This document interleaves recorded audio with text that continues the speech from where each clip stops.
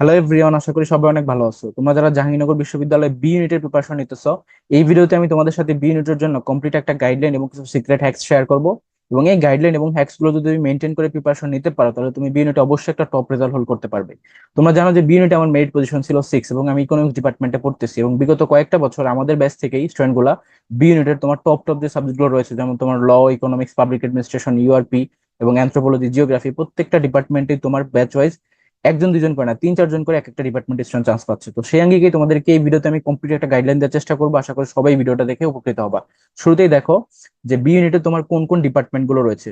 তো দেখো বি ইউনিটে মোট 7টা ডিপার্টমেন্ট রয়েছে। তার মধ্যে শুরুতে হচ্ছে ইকোনমিক্স বা অর্থনীতি, তারপর হচ্ছে ল অ্যান্ড জাস্টিস, তারপর দেখো আরবান অ্যান্ড রিজিওনাল প্ল্যানিং অর্থাৎ ইউআরপি, এবং পাবলিক অ্যাডমিনিস্ট্রেশন বা লোক প্রশাসন, তারপর দেখো গভর্নমেন্ট অ্যান্ড পলিটিক্স, তারপর geography and environment, and then anthropology বা নৃবিজ্ঞান।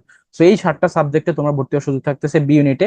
নেক্সট দেখো যে বি ইউনিটে তোমরা কারা ভর্তি পরীক্ষা দিতে পারতেছো। তো বি ইউনিটে তোমরা যারা সায়েন্সের, আর্টসের বা কমার্সের সবাই তোমরা ভর্তি পরীক্ষা দিতে পারবে। এবং এখানে আরেকটা সুযোগ হচ্ছে যে তুমি যখন ভর্তি পরীক্ষা দিয়ে তোমার মেরিট আসবে, সেই মেরিট ওয়াইজে কিন্তু তোমাকে ভর্তি নেওয়া হবে। অর্থাৎ এখানে আলাদা গ্রুপ ওয়াইজ কোনো সিট নেই। যারা মেরিট অনুযায়ী চান্স পাবে সবাইকেই এখানে চান্স পাওয়ার সুযোগ রয়েছে। ঠিক আছে, দ্যাটস তোমার এখানে কম্পিটিশনটা আরো বেশি ইজি হয়ে গেছে যে তুমি নিজের মেরিট ওয়াইজ তুমি চান্সটা পাবা। এখানে সায়েন্সের জন্য এতগুলো সিট, আর্টসের জন্য এতগুলো সিট বা কমার্সের জন্য এতগুলো সিট, এরকম কোনো ডিভিশন নেই। সো নেক্সট খেয়াল করো যে বি ইউনিটে তোমার টোটাল সিট কতগুলো। টোটাল সিট হচ্ছে এখানে 326টি, অর্থাৎ মেলদের জন্য তোমার 163 সিট এবং ফিমেলদের জন্য 163 সিট। যেহেতু তোমার জাহাঙ্গীরনগর বিশ্ববিদ্যালয়ের প্রত্যেকটা ইউনিটে তোমরা জানো যে এখানে মেল এবং ফিমেল ইকুয়াল রেশিও, অর্থাৎ যতজন স্টুডেন্ট ছেলে থাকবে ততজন স্টুডেন্টই তোমার মেয়ে থাকবে। দ্যাটস ওয়াই দেখো বি ইউনিটের টোটাল সিট হচ্ছে 326, তার মধ্যে ছেলেদের জন্য 163টি এবং মেয়েদের জন্য 163টি। এবং তোমাদের ভর্তি পরীক্ষাটা হবে টোটাল 80 মার্কের, অর্থাৎ 80 MCQ। এই 80 মার্কের এমসিকিউর মধ্যে এর সাথে যুক্ত হবে তোমার 20 জিপি, অর্থাৎ তোমাদের যে এইচএসসি এসএসসি সেটা থেকে 20 মার্কসের জিপি এখানে অ্যাড হবে। তাহলে টোটাল কত হলো? টোটাল হলো 100 মার্কস, এবং এই 100 মার্কসের উপর তোমাদের মেরিট পজিশন গুলো শো করা হবে। তার মানে এই যে 80 মার্কসের এমসিকিউ পরীক্ষা, এটার জন্য তোমার সময় পাবা হচ্ছে মাত্র 55 মিনিট। এবং খেয়াল করে দেখো কেন 55 মিনিট, কেননা বাকি যে 5 মিনিট থাকে 1 ঘন্টার মধ্যে, সেই বাকি 5 মিনিটের মধ্যে তোমাদেরকে কিছু ফর্ম ফিল আপ করতে হবে। যেমন ধরো তোমাদের রোল, রেজিস্ট্রেশন, এই ইনফরমেশন গুলোকে সেখানে ফিল আপ করতে হবে। একই সাথে ওই যে ওয়েমার শিটটা থাকবে, সেখানে তোমার দুইটা সেন্টেন্স লেখা থাকে, একটা বাংলা এবং একটা ইংরেজিতে, সেটাকে হুবহুব দেখে লিখতে হয়। তো এই জন্য তোমাদেরকে 5 মিনিট টাইম দেওয়া হবে এই ইনস্ট্রাকশন গুলো ফলো করার জন্য। দেন বাকি 55 মিনিটের মধ্যে তোমরা এই 80টা এমসিকিউ অ্যান্সার করতে হবে। এবং নেগেটিভ মার্কিং থাকবে অবশ্যই। নেগেটিভ মার্কিং হচ্ছে তোমার প্রতিটা এমসিকিউ যদি তোমার ভুল হয়, সেক্ষেত্রে একটা এমসিকিউর জন্য তোমার 0.20 মার্ক কাটা হবে। তার মানে দেখা গেল যে প্রতি 5টা এমসিকিউ যদি তোমার ভুল হয়, তাহলে সেক্ষেত্রে 1 মার্ক কাটা হবে। তো এই ক্ষেত্রে অন্যান্য ইউনিভার্সিটি গুলো থেকে এদিকে আরো এটা ইজি হয়ে গেল যে অন্যান্য ইউনিভার্সিটি যেখানে 4টা ভুলের কারণে 1 মার্ক কাটা হয়, সেখানে জাহাঙ্গীরনগর বিশ্ববিদ্যালয়ে মাত্র 5টা ভুল হলে তোমার সেক্ষেত্রে 1 মার্ক কাটা হবে। এরপর দেখো যে কাট মার্কস।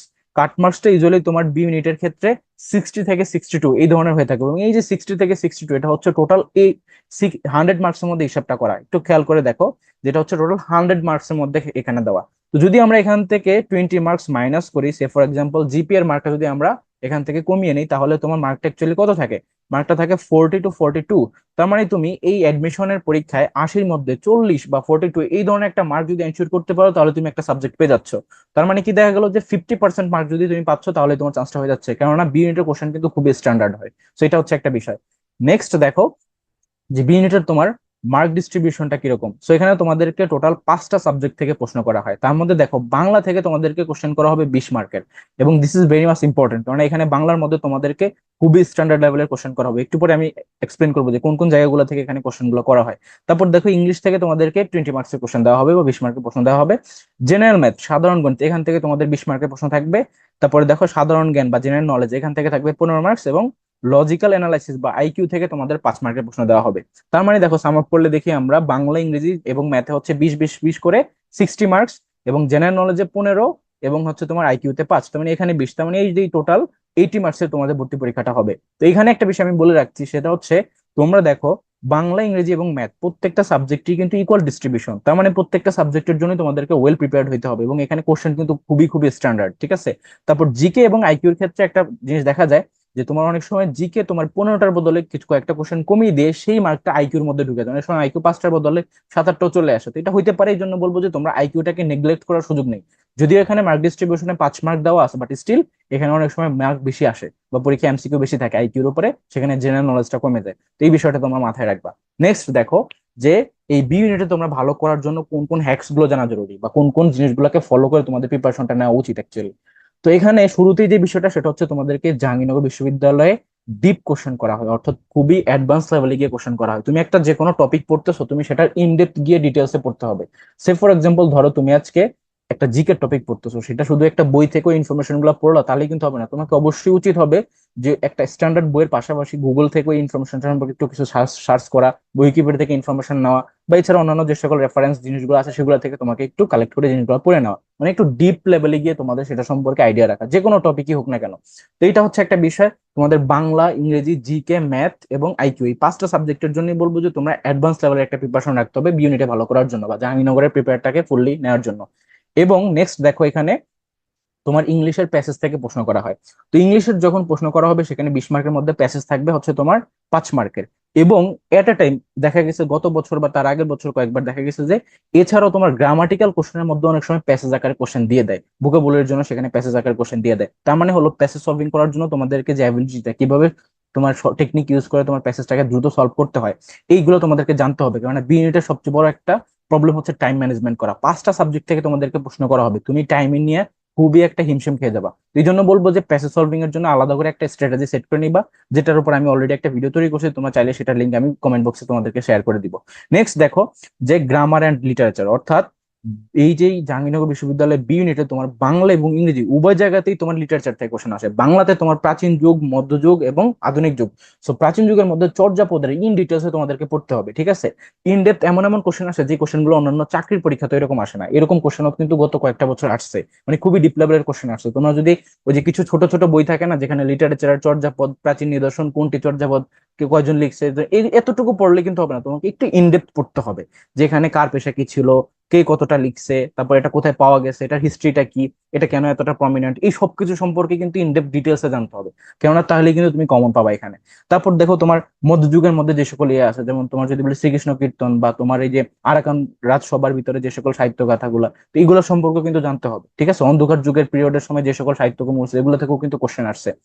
ইংলিশের ক্ষেত্রে যদি বলি, প্রমিনেন্ট যে সকল পিরিয়ড গুলো রয়েছে, বিশেষ করে তোমার ইলিজাবেথান পিরিয়ড, ভিক্টোরিয়ান পিরিয়ড, তারপর রোমান্টিক পিরিয়ড, এই যে পিরিয়ড গুলো, এই প্রত্যেকটা পিরিয়ডের মধ্যে যে সকল প্রমিনেন্ট রাইটাররা ছিলেন তাদের বিখ্যাত সাহিত্যকর্মগুলো থেকে কিন্তু কোশ্চেন আসে যে এই বইটা কে লিখছে, বা নিচের কোনটি এই রাইটারের লিখিত বই, এভাবে কিন্তু কোশ্চেন করা হয়, ঠিক আছে। This is very important.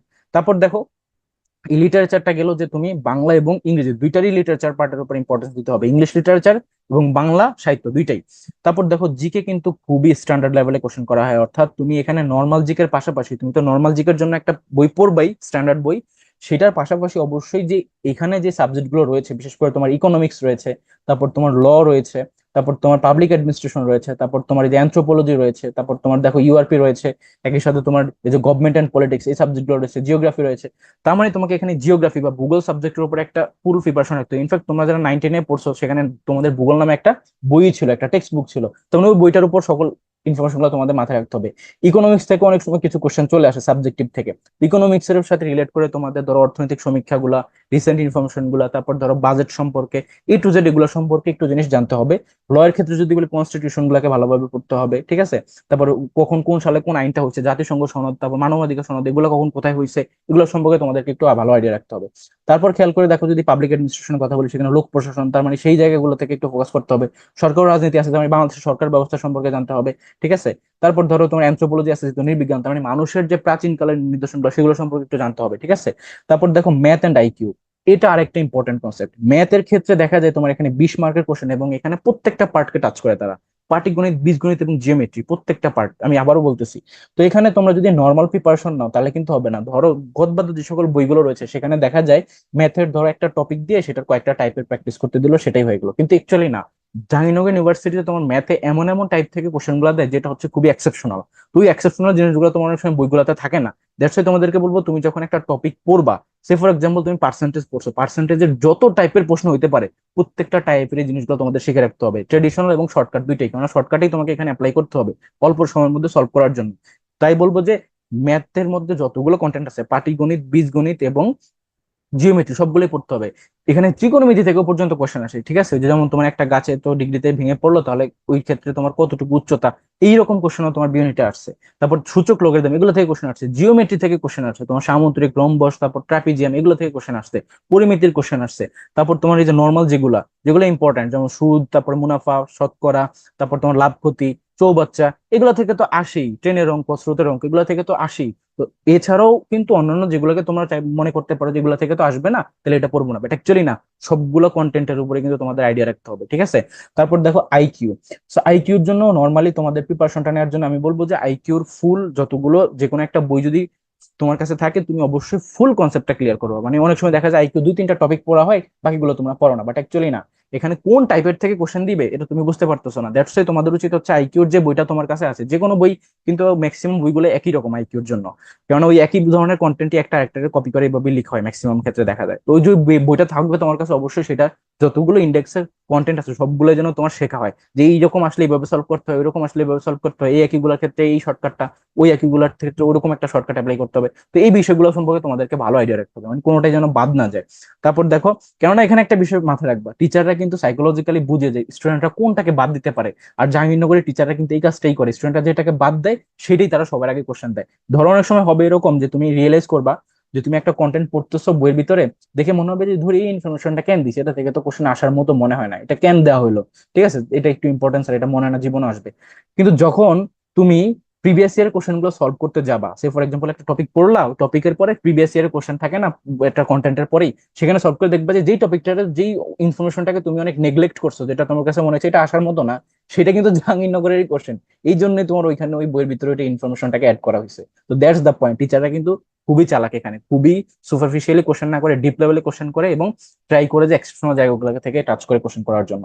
তারপর দেখো, এইটাতে ভালো করার জন্য তোমাদের জন্য আরেকটা ফরজে আইন হচ্ছে যে জাহাঙ্গীরনগর বিশ্ববিদ্যালয়ের কোশ্চেন ব্যাংকটাকে সলভ করা। এবং এই কোশ্চেন ব্যাংকটাকে সলভ করার ক্ষেত্রে তোমাদেরকে একটু, আমি তোমাদেরকে একটা ভুল ধারণা থেকে দূর করতে চাই, সেটা হচ্ছে অনেকেই বলে যে জাহাঙ্গীরনগরের জন্য তোমরা বিসিএস, তারপরে অন্যান্য ইউনিভার্সিটি ডিউ বা এগুলার কোশ্চেন সলভ করার জন্য, বাট না, নেভার এভার ডু দিস। তোমরা জাহাঙ্গীরনগর বিশ্ববিদ্যালয়ে যদি ভালো করতে চাও, জাস্ট জাহাঙ্গীরনগর ইউনিভার্সিটির কোশ্চেন ব্যাংকটা ভালোভাবে শিখো। কেননা জাহাঙ্গীরনগর ইউনিভার্সিটি আদার্স কারো কোনো কোশ্চেন দেখে কোনো রিপিট কোশ্চেন করে না, এবং তারা ওগুলো দেখেই না, they never ever do this, ঠিক আছে?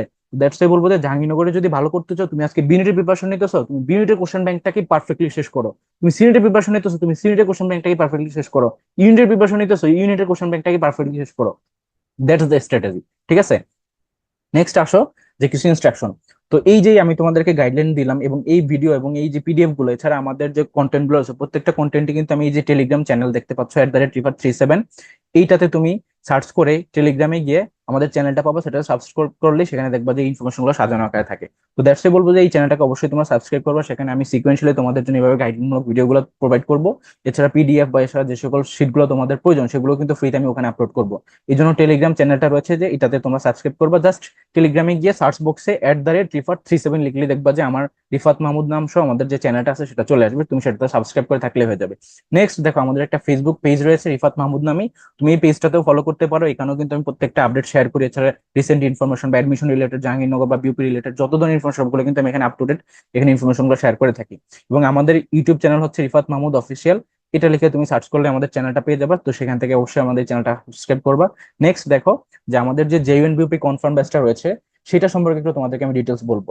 বিগত কয়েক বছর কিন্তু আমাদের এই ব্যাচ থেকেই জাহাঙ্গীরনগর এবং বিউপিতে অসংখ্য স্টুডেন্ট চান্স পেয়েছে। তোমার এক একটা unit wise, B unit, C unit এবং ই ইউনিট, বা তোমার আইবিএ পাশাপাশি বিউপির এফবিএস, এফ++ বা এফএ++, এই প্রত্যেকটা ফ্যাকাল্টি এবং ইউনিটে কিন্তু এক একটা ডিপার্টমেন্টে এক দুইজন করে না, কয়েকজন করে স্টুডেন্ট চান্স পাচ্ছে। এটার প্রমাণ হচ্ছে যে এই ভিডিওর কমেন্ট বক্সে তোমাদেরকে আমি একটা লিঙ্ক শেয়ার করবো, ওইখানে এটার প্রমাণটা রয়েছে, তোমরা সেখান থেকে দেখে নিতে পারো। তো আমাদের এই ব্যাচে আমরা তোমাদেরকে কিভাবে পড়াবো, এখানে হচ্ছে তোমাদেরকে একটা গ্রুপে অ্যাড করে নেওয়া হবে, সেই গ্রুপেই তোমাদের রেগুলার ক্লাসের আপডেট, ক্লাসের নোটিশ, সবগুলো জিনিস দেওয়া হবে, এবং তোমরা ওখানে আমাদের সাথে 24/7 কানেক্টেড থাকবা। এবং আমাদের প্রত্যেকটা ক্লাস হবে জুম অ্যাপে। জুম অ্যাপের মধ্যে ক্লাসগুলো নেওয়ার কারণে তুমি যে কোনো সময় আমাকে আনমিউট করে কোশ্চেন করতে পারতেছো, আমিও তোমাদেরকে প্রশ্ন করতে পারবো যে বুঝতে পারতেছো কিনা। অর্থাৎ একটা ওয়ান টু ওয়ান ইন্টারাকশনের মাধ্যমে পড়াশোনাটা হবে, যেটা এইভাবেই কিন্তু পড়াশোনা করা উচিত। যারা লাইভ ক্লাস নেয়, যেরকম বোর্ডে বসে ভাবে তোমরা জাস্ট ভিডিও দেখো, এভাবে কিন্তু পড়াশোনা অ্যাকচুয়ালি হয় না। কারণ অ্যাডমিশনের পড়াশোনার মধ্যে তোমাকে কোশ্চেন করতে হবে, তুমি কি বুঝতেছো, বা তুমি অ্যাজ এ স্টুডেন্ট তুমি টিচারকে কোশ্চেন করতে হবে যে তুমি বুঝতে পারতেছো কিনা, বা তুমি একটা কনসেপ্টের প্রবলেম আছে কিনা, কনফিউশন আছে কিনা। এইভাবে করে তোমাদের সবগুলো উইক পয়েন্টকে দূর করে নিতে হবে।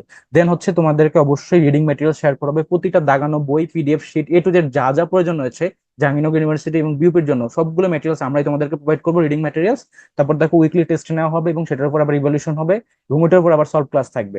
এবং এই যে পুরো অ্যাডমিশনের সিজনটা, এটা পুরোটা ব্যাপী আমরা তোমাদেরকে এই মেন্টরশিপের মধ্যে রাখবো, যেখানে আমি তোমাদের প্রত্যেকটা সাবজেক্ট, দেখো বাংলা, ইংরেজি, সাবজেক্টিভ জিকে, তারপর ইংলিশ ভার্সন জিকে বিউপির জন্য ম্যাথ, জেইউ স্ট্যান্ডার্ড এবং বিউপি স্ট্যান্ডার্ড, বিউপির এফবিএস এর জন্য ইংলিশ ভার্সনে আলাদা ক্লাস হবে। তারপর দেখো আইকিউর কমপ্লিট পুরো সিলেবাসটা তোমাদেরকে শেষ করা হবে।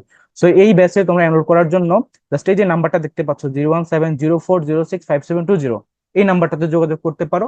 এটার ফি হচ্ছে মান্থলি তোমার 1499 টাকা, মাত্র 3 মাস তুমি পে করলে কিন্তু এটার ফুল পেমেন্ট হয়ে যাবে। তো যারা যারা আমাদের এই ব্যাচে এনরোল করতে থাকবে তারা জাস্ট এই যে নাম্বারটা দেখতে পাচ্ছ এই নাম্বারে যোগাযোগ করে আমাদের কোর্সে এনরোল করতে পারো, এবং এই ভিডিওর ডিসক্রিপশন বক্সেই আমাদের এই ব্যাচের পুরো ডিটেলসটা দেওয়া থাকবে, তো সেখান থেকে দেখেও তোমরা আমাদের ব্যাচে এনরোল করতে পারো। তো সবার জন্য শুভকামনা, আল্লাহ হাফেজ।